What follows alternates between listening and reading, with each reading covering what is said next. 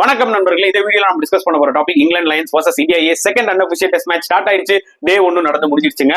And England Lions toss பண்ணி bowling எடுத்தாங்க. Under the overcast conditions it was very difficult to bat on. But India A 319 runs post பண்ணிருக்காங்க.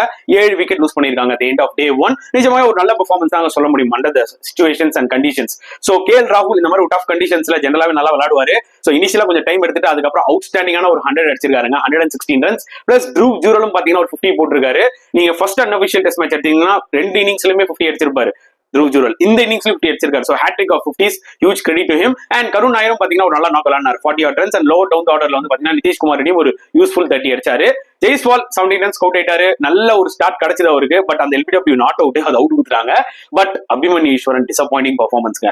Against swinging conditions அவர் struggle ஆக போறாரு. First பாலே edge catch விட்டாங்க. அதுக்கப்புறம் நிஜமா ஸ்ட்ரகிள் ஆயிட்டு இருந்தாரு. அதுக்கப்புறம் எல்பிடபிள்யூ அவுட் ஆயிட்டு போயிட்டாரு. பட் நெவர்தலெஸ் கேஎல் ராகுலோட நாக் வந்து பாத்தீங்கன்னா நிஜமாவே அவுட்ஸ்டாண்டிங்கா இருந்தது மக்களே.